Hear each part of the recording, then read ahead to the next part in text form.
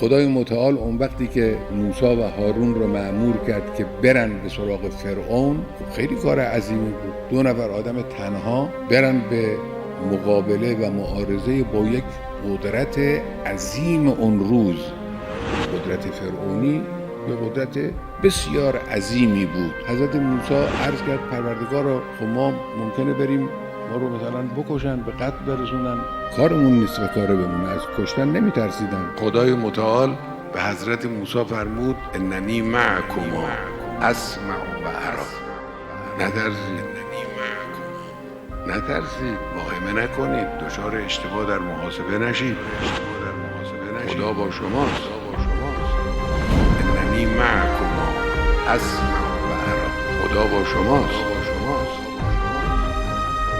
در جنگ بدر وقتی که کفار بنا کردن شعار دادن، بت‌های خودشون رو اسم آوردن، پیغمبر فرمود به مسلمان‌ها بگید الله مولانا ولا مولا لکم. خدا مولای ماست، پشتیبان ماست. قدرت ما متکی به قدرت اوست و شما ندارید.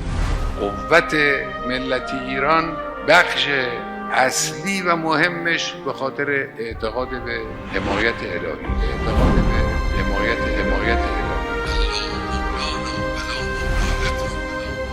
ولا تهن ولا تحزن و انتم الاعلون ان کنتم مؤمنین.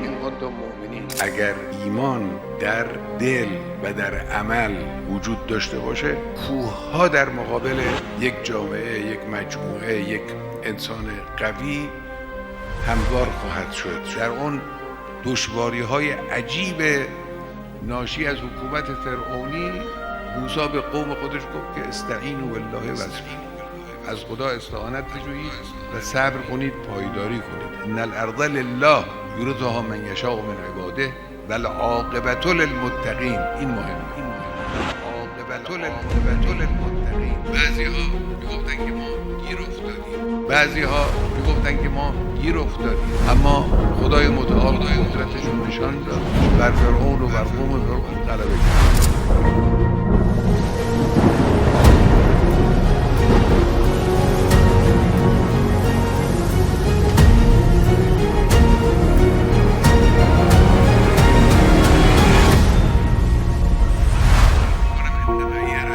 من به شما عرض میکنم ان معی ربی.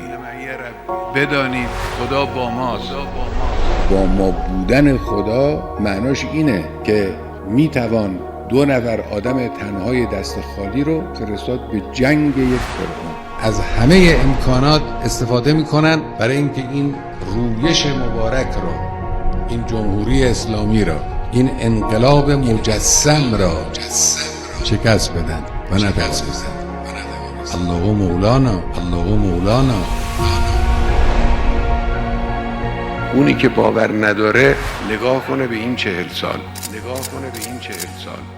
در این 40 سال دشمنان ما که مرکز قدرت مادی دنیا بودن با همه وجود اومدن در مقابل این انقلاب، این حرکت ایستادن و ضربه زدن و همه تلاششون رو به کار گرفتن. با همه وجود اومدن در مقابل این انقلاب، این حرکت ایستادن و ضربه زدن و همه تلاششون رو به کار گرفتن. بعد از 40 سال اونا ضعیفتر از روز اولند، ما قویتر از روز اولیم. این نشون دهنده این است که اننی معکم. خدای متعال با ماست. اسمع و ارا. اننی معکم. خیلی این انقلاب چیز عجیبه. این حالا دردسر برای اربابای دنیا در سرها خواهد داشت. حالا